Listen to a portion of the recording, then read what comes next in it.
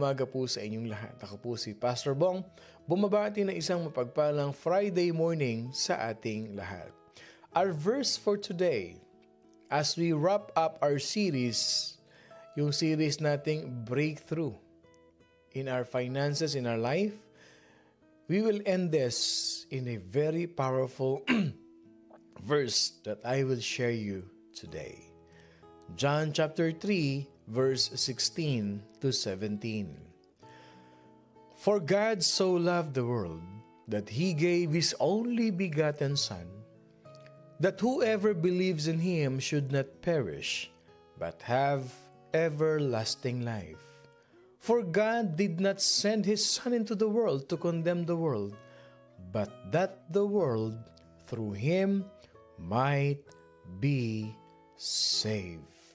Again, John chapter 3, 16 to 17, For God so loved the world that He gave His only begotten Son, that whoever believes in Him should not perish, but have everlasting life. For God did not send His Son into the world to condemn the world, but that the world through Him might be saved. We praise you, Jesus. Thank you for your scripture. Anoint me in Jesus' name. Amen. As we end up our series, mga kapatid, in breakthrough in our finances, many people in our nation, in our society, in our community, maraming tao sa paligid natin, mga kapatid, could be categorized with one of two titles. Ano yan? Okay. Even Christians, unbelievers, we are talking about general people around us, no? Dalawang klase daw ang tao na ating makikilala na nasa paligid natin. It's either they are givers or takers. Alin tayo dyan sa dalawa na yan? Yung take lang ba tayo ng take? Or give lang tayo ng give? When a person is not a believer, or what we say, he is not a committed follower, believer of the Lord Jesus Christ, it is easy for us to understand that why they are in the taker category. Madali raw maintindihan kung bakit nandun sila sa category ng take lang ng take. No? But those who are committed follower of our Lord Jesus Christ, pag daw tayo ay mananampalataya na, we should be in what? In the giver category. So the question is this, why should Christian give? Bakit nga ba sinasabi mo, Pastor, na pagka tayo ay Kristiyano na, why do we have to be in that category? Bakit tayo dapat nandoon sa giver? Hindi na ba pwedeng taker na lang? Of course, meron ding mga Christian na taker, but not majority. Hindi marami yan. Okay? Kaya yung mga taker na nakikinig ngayon, listen to this. Pag tayo Christian na, pag tayo believer na, pag tayo follower na ni Jesus Christ, we should be identified as a giver, not a taker. Kasi we give because we already receive. Ano yun? The grace of salvation, the gift of salvation. That is the most na na-receive natin sa ating Panginoon Diyos. We give because we experience the love of God in our life. So, bakit nga ba ang Christians ay dapat mapagbigay? Okay, pag-aaralan natin to ngayon. Okay? Number one, why do we have to give? Because it's the Father's way. It's the way of the Father. No? Yung verse 16 ng John 3:16, mga kapatid, it begins with the word for God. For God. And the whole context and the whole point is what? It is the action of God, mga kapatid. Ano bang ginawa ng Father? What has the Father done? He has loved and He has given. Our Father is a giver God. And He motivates and initiates giving. Yan ang ating Diyos. Ang ating Diyos mapagbigay. He motivates, He inspires, and He initiates what you call giving. Christians should give because they want to be like their Father. Bakit tayo nagbibigay? Kasi ganun yung tatay natin eh. have you ever thought of this? Sino ba sa atin dito yung halimbawa ganito? Okay, pag nakita yung anak, nasasabi ng mga tao, alam mo, ikaw na ikaw yung tatay mo. Kahit naka-side view, kahit nakatalikod, pati yung paglalakad parehong-pareho kayo ng tatay mo. Hindi maipagkakaila. You cannot refuse to say that you are his son because you look like your father. At meron pa nga, hindi mo maikakaila na sila'y magkapatid, magkapareho ng boses. Na siya, pati yung boses nung nanay, nakuha niya. Parehong-pareho sila. The way they act, the way they walk, the way they talk, and the way they do things, minana sa tatay. At ang kagandahan pa nito, even the generosity of their hearts, they inherited that from their father. Kaya nasasabi ng mga tao, alam mo, anak nga ni person A yan. Bakit? Mabait. Ganyan-ganyan yung tatay niya. Parehong-pareho silang mag-ama. Sino sa atin dito yung nakamana ng magagandang traits sa kanilang magulang? Yung pag nakita kayo, and the way you do things, your lifestyle is same like as your parent, your mother, your father. Yung kabutihan ng magulang nakuha at hanggang ngayon, ina-apply. Kaya naman sinasabi nila na parang hindi rin nawala yung tatay. Parang hindi rin nawala yung nanay kasi buhay na buhay sa kanya yung kanyang anak. Ilan sa atin dito yung ganyan? Yung merong ganyang traits, yung merong ganyang attitude, yung may ganyang character. Nakuha natin sa ating tatay, nakuha natin sa ating nanay. Pati pagsasalita. Same thing with Christians. Because our God is a giving God, it should manifest in us and people should see who is our Father through us, mga kapatid. Pero yun, dami nag-amen. That's true. Pag sinabi nating believer tayo ni Jesus, pag sinabi nating follower tayo ni Jesus, dapat meron tayong tinatawag na Christ-like character. Kaya ang isang Kristiyano, hindi dapat madamot. Ang Kristiyano, hindi pinagdadamot kung anong meron siya. Ang isang Kristiyano, ang tunay na follower, the true believer, follower of Jesus Christ, he is always willing to share, to give what he can give. Especially kung binigyan ka ng resources ni Lord to be a blessing to many people. Anong pinag-aaralan natin? It's either you keep it or you give what belongs to God. When you love God, you love people. When you give, when you help people, you show your love to God. Kaya sabihin mo sa katabi mo, huwag ka nang madamot. Dapat giver ka. O, kung katabi mo yung asawa mo, huwag ka nang madamot. Punta na tayo ng Kabason. So, mga kapatid, it's the Father's way. And what else? Why should Christians give? Because it's the loving way. It's how He loves us. It's how He expresses His love to us. The action of the Father is to love and to give. At never ever forget this, mga kapatid, na the greatest motivating emotion for good is what? Love.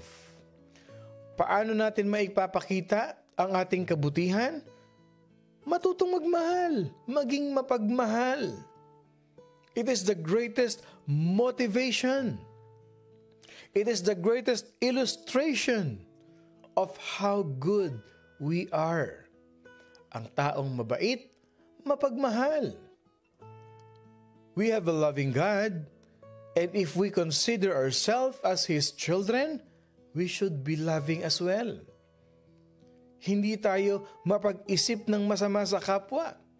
Hindi tayo mapaggawa ng kasiraan ng kapwa. Hindi tayo basta-basta nagko-comment sa ating mga kapwa. No. We love them. We should be motivated by the love of God, mga kapatid. When a person loves to give, tandaan natin ito, love is an action. In some respect, mga kapatid, I'll tell you this, I have read this in a book. Sabi ng author, which is I agree, love is the greatest force in the world.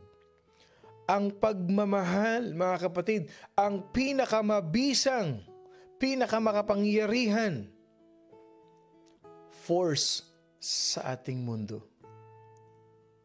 Love. Jesus Christ died on the cross because He loved us. He loved us, yet while we were still sinners, He died for us. So, we as a Christians, if you want to produce a demonstration of your love, you must give. You must give. We should obey the Lord. And one person cannot prove his love for some individual or cause without an action that causes him to give.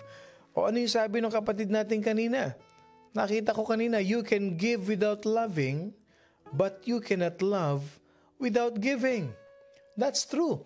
Christians, you and I, should give to the Lord and His work because we love. Simple lang mga kapatid. Look at the life of Apostle Paul. Sige, just a quick glimpse of the life of the Apostle Paul. The Apostle Paul clearly illustrates this point when he was still Saul of Tarsus. Anong kanyang attitude? He was a taker. When he was still Saul of Tarsus, who persecutes, who kills Christians, his personality is a taker. And he is always looking for himself to be number one. Taker, gusto niya lagi siyang number one. Taker siya eh. Ayaw niyang magbigay sa iba. Gusto niya ako palagi ang nauuna. Ako ang laging magaling. That is the attitude of taker. The desire of his heart seemed to make the name for Saul. Gusto niya maging boastful yung kanyang pangalan, maging sikat siya, mga kapatid. But when he became a Christian, his entire lifestyle has been changed. Nabago ito. And he became what? A giver. And his desire is to please the Lord. Ano sabi ni Paul? Whatever you do it for the glory of God.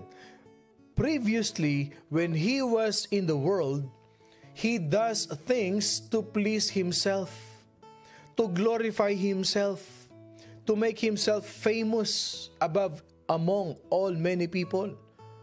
But when he accepted the Lord Jesus Christ, sabi niya, whatever you do it for the glory of God. Bakit nga ba tayo merong 3 no's sa ministry na lagi kong tinuturo sa atin? Sa mga leaders na tinitraining natin, mga kapatid, sa ating church.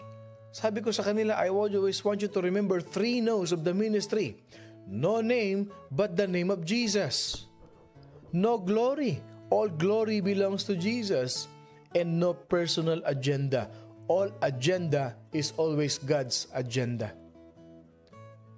Mga kapatid, so love is illustrated in Paul's life, changing him from a taker to giver, one who even gave his own life for the glory of God. Now the question for us is this: how have you demonstrated your love for Christ? And what expressions of giving has flowed from your life that produced Christ-like in your life? Mga kapatid, our relationship with Jesus, that is the reason why we love. Love causes one to give. Why do Christians give? Because it is the redemptive way. It is the redemptive way. So, ibig sabihin, in John chapter 3, verse 16, it shares the purpose of God's giving. Makikita natin dito, mga kapatid, yung layunin ng pagbibigay ng Panginoon Diyos. It was demonstrated, it demonstrated His life for us in providing everlasting life. Nandoon yung purpose ng pagbibigay ng Diyos upang mabigyan tayo, mga kapatid, ng buhay na walang hanggan. And God the Father, mga kapatid, His purpose is redemptive. Kung babasahin natin ng verse 18, mga kapatid, yung pangangailangan natin, the need for redemption is global. It is universal. Ano sabi ng verse 18? All who believe are not condemned. All who believe are not condemned. Baligtarin natin. All who believe not are condemned. Nakita ninyo? Same phrase, same words, but different result. All who believe are not condemned. All who believe not are condemned. It is not a future event, mga kapatid. It is a present situation. It is a present reality. Kaya kung sa oras na ito, hindi ka pa believer, I'll tell you this, you are on your way to condemnation. Sabi ni Jesus, Luke 19:10, the Son of Man has come to seek and to save which was lost. Kaya sinasabi natin, why should we give? Because it's the redemptive way of the Father that He gave for us not to be condemned. So kung babasahin natin yan, Luke 19:10 na yan, yung purpose ni Jesus and His motivation for life on this earth was what? Redemptive. To save that which was lost. Ang purpose ni Jesus, why He came here on earth, is redemptive. He gave Himself for us in order for us to be redeemed.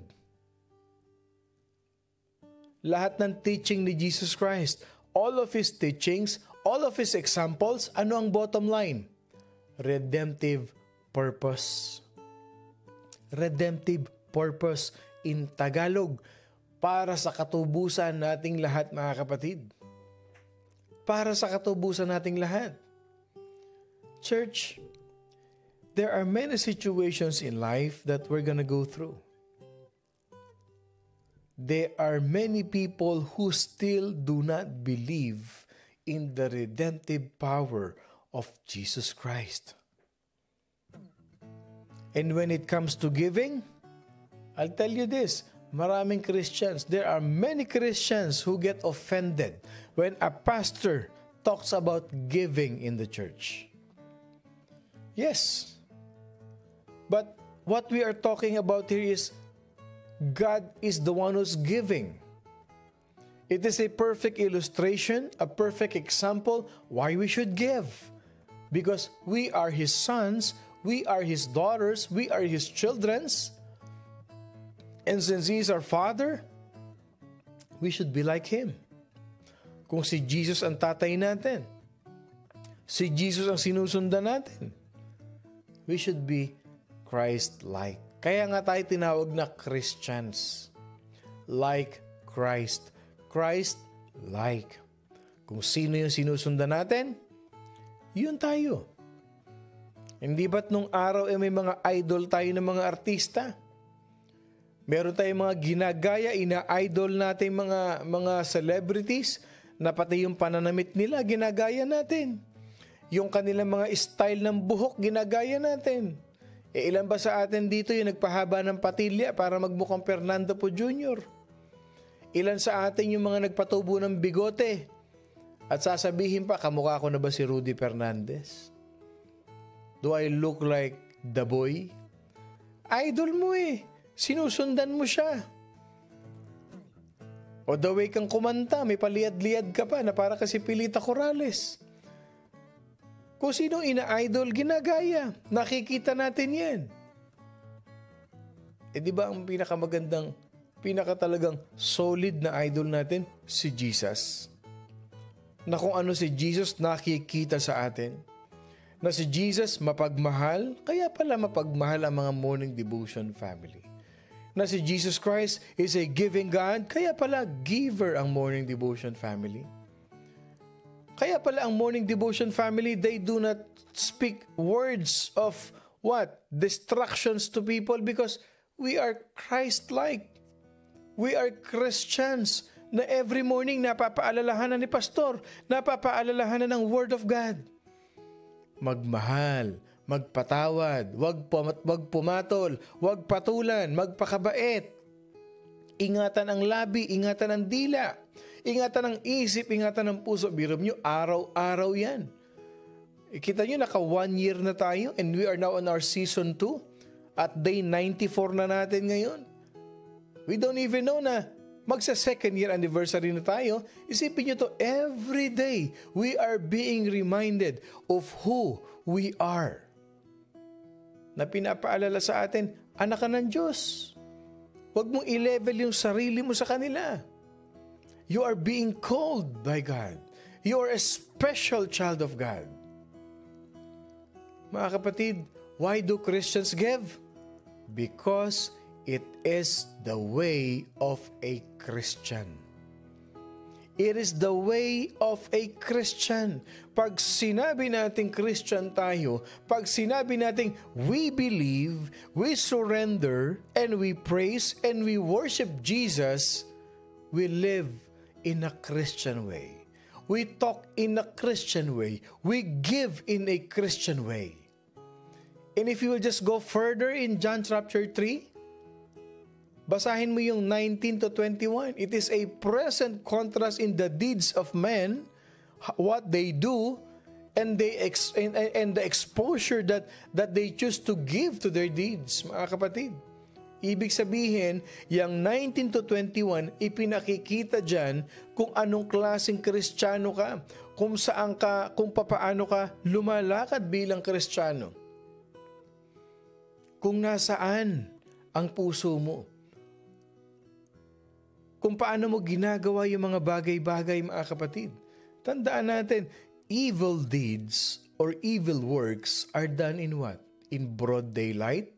They are done in darkness. But good deeds are done in the light.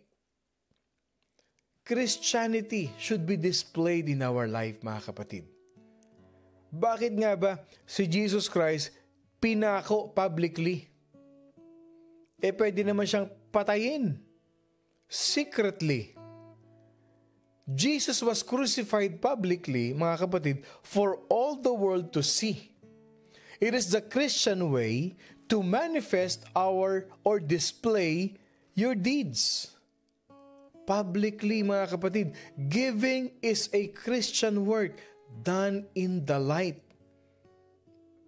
Tandaan natin, ang pagbibigay ay isang pamamaraan ng Kristiyano na ginagawa sa ilalim ng araw. Ibig sabihin, publicly, ipakita mo yung pagmamahal ni Jesus Christ sa mga tao. There are things that you can share the love of God. Yun yung ibig sabihin nun. Baka naman sabihin, ganun ba, pastor? Okay, meron akong $50, iwagay-iway mo, publicly raw, sabi ni pastor. O ito, binibigay, mali, hindi. Ang ibig ko sabihin ganito, yung pagtulong sa kapwa, yung pagdamay sa kapwa, how we love people. Tinama yung comment ni Aileen. Yung hiwalayan nga, pastor, nila Katniel, dami umiyak, naapektuhan. Pero sa pagkamatay ni Jesus, hindi ni... Talaga naman bumabaha ang Katniel na yan, oo. Talaga naman. Alam nyo, ito lang. Marami maghihiwalay. Pero ang relasyon natin kay Jesus, kailanman hindi tayo hihiwalay. Tandaan nyo yan. Kasi hindi tayo hinihiwalayan ni Jesus. Tayo lang minsan ang humihiwalay. Pero nandyan pa rin si Jesus nakakapit sa atin. Kaya mga Katniel na yan. Naku po, ang pagmamahal sa atin ni Jesus, forever yan, mga kapatid. Christian work should done in the light and because of Jesus who is the light. Yan ang ibig sabihin nun, mga kapatid. And the truth is what? It is emphasized in verse 21. The Christian way is the way of truth.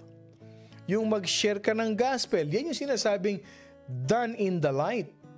Yung pagtulong natin sa ministry, yung pagkakaisa natin to support the ministry of the Lord. It is done in the light of Jesus. Church, Jesus is truth. And as we walk in Him, we will not lie about our response to a needy world. Hindi natin pwedeng ipagkaila kung ano yung aning gagawin sa mundong nangangailangan ng kaligtasan, mga kapatid. Bakit? Because we will live in the truth of the world's need. Talagang mabubuhay tayo sa katotohanan ng pangangailangan ng mundo. The world needs Jesus, mga kapatid. At yung ating ability to respond, yung ating ability to respond graciously and to give, it is the Christian way. It is the Christian way. Ano nga ba yung pinagpe-pray ng morning devotion, family? Yung makapagbigay tayo ng kasiyahan dun sa mga street children sa Pilipinas. Yung mapakain man lang natin sila ng spaghetti. Abay, napakalaking bagay na sa kanila noon.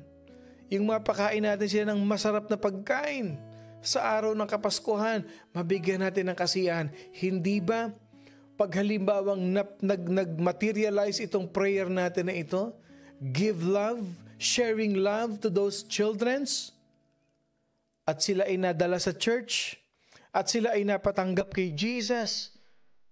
Kahit pa sabihin mong mga street children sila, mga kapatid, baka pag nakita niyo yung picture na nakataas ang kamay ng mga bata, kumakain sila at may video pa na, maraming salamat, morning devotion family, hindi ba't maiiyak ka rin sa tuwa? That you, as part of this family, we give in the light of those who are in need, mga kapatid. Tandaan natin, the word Christian, it means like Christ. Christ-like. It is Christian to be like Christ. Therefore, we have His work manifesting in us. At kung makikita niyo yung last word ng verse 21, as having been wrought in God. A Christian life is productive in the works wrought by God, mga kapatid. Giving and the word Christian, mga kapatid, should be in our lifestyle. Should be in our lifestyle. So, why do we give? Because it's the Father's way. Yan ang pamamaraan ng ating Ama. Why do we give? Because it's the loving way to express our love to God. It's the redemptive way, loving, to share the gospel to many people. Why do we give? Because it's the Christian way. Mahirap bang intindihin? Yung last part na nga lang, doon maintindihan na natin. Bakit ba tayo nagbibigay? Christian ka. Anak ka ng Diyos. Sabi mo, Christian ka, believer ka na Jesus, follower ka na Jesus. That's why we give. O wala nang pagtatalo ron, mga kapatid. That's it. So, the thing is this. Have you acknowledged Jesus as our Lord in our life? And if not, mga kapatid, before we end our last message for today, I want you to pray that you will accept Jesus as your Lord and personal Savior. Kapatid, I want you to experience the power of giving. I want you to experience the redemptive loving of our Lord Jesus Christ. I want you to become a part of this family that is moved by the love of God. And if you are ready, kung handa ka na kapatid, sundan mo lang ako sa panalangin na ito. Dear Heavenly Father, I know that I am a sinner. I believe that Jesus died on the cross, and it is the only way that my sin can be redeemed for me not to go to hell.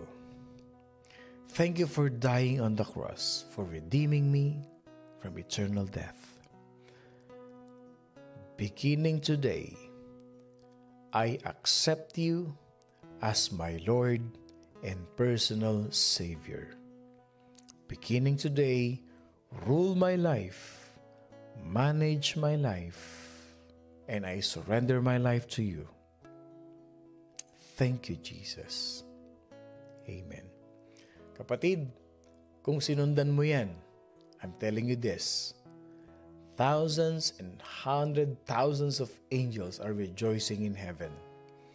Sa mga nakakapakinig sa atin ngayon, first time mo at sinundan mo yung panalangin na yan, kapatid, congratulations. The assurance of salvation and the heart of Jesus is already in you. Kaya yung pagbibigay, part yan ng ating relationship sa Kanya. And there are so many benefits of giving, mga kapatid. Giving, it brings blessings. Giving, it breaks bonds. The bondage of yourself, being selfish. Giving, it breaks the bonds of our carnal nature. And giving, it builds believers. Why the church operates? Because of your giving. How do we support the workers of the people of the Lord? Through your giving. Yung mga missionaries na yan. The ministries. How we enlarge the territory of God. It is all because of your giving. Number one, brings blessings to your life. It breaks bondages, and it builds the kingdom of God. I hope and pray, mga kapatid, na marami tayong natutunan sa araw na ito. As we wrap up our series, what we call Breakthrough in our financial life. Nawa, mga kapatid, mai-apply natin ito sa ating buhay. I am excited for some testimonies that you will share to us. Ako po si Pastor Bong, bumabati na isang mapagpalang Friday morning sa ating lahat. Laging tatandaan, you will experience breakthrough in your life if you give cheerfully to God. At wag na wag kakalimutan, we are blessed by God. Magkita-kita po tayo mamayang gabi sa ating Bible study at sa araw ng linggo, magkita-kita po tayo sa ating worship service sa Carson sa umaga at sa West Covina sa hapon. I love you all with the love of the Lord. Mag-ingat po kayo. Enjoy the rest of the day. Blessed and safe.